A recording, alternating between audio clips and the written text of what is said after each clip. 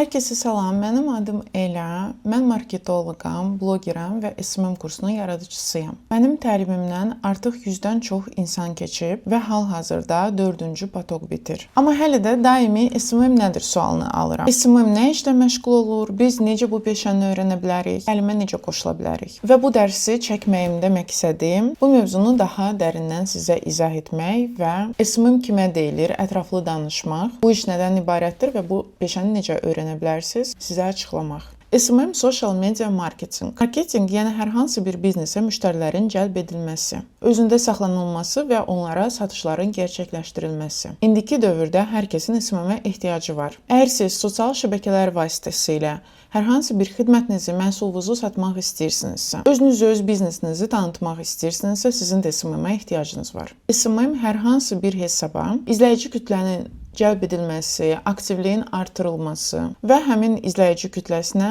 nələrinsə satılmasına kömək edir.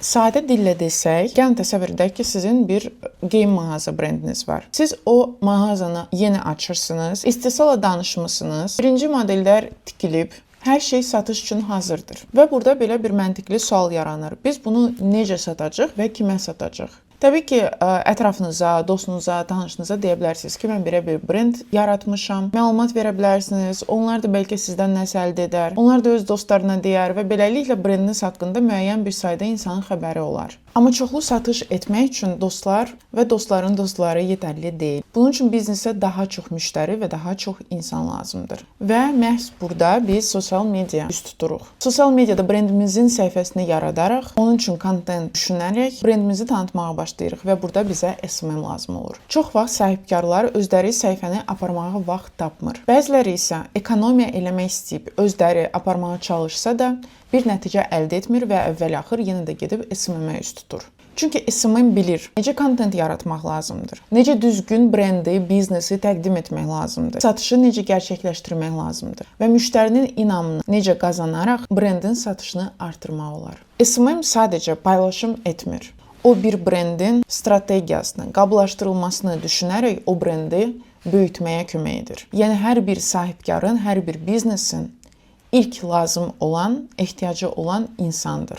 Və biznes dediyim zaman buraya hər kəs aiddir. Yəni SMM çox fərqli sahələrlə və sınırsız sayda bir biznes sahibkarları ilə işləyə bilər. Məsələn, gül salonu, gözəllik salonu, tanıdığınız dırnaq ustası, ingilis dili müəllimi, fitness trener, psixoloq, dizayner, tur şirkəti, kargo şirkəti, telefon mağazası, geyim mağazası, restoranlar, kafeşoplar. Yəni bu xidmətə ehtiyacı olanları çox uzun müddət saya bilərəm. Və getdikcə hər gün sosial medianın gücü, təsiri daha da çoxaldıqca sizə tövsiyə edərdim ki, nə qədər tez alınırsa, o qədər də tez bu sahəni öyrənib, bu sahədə inkişaf etməyə başlayasınız.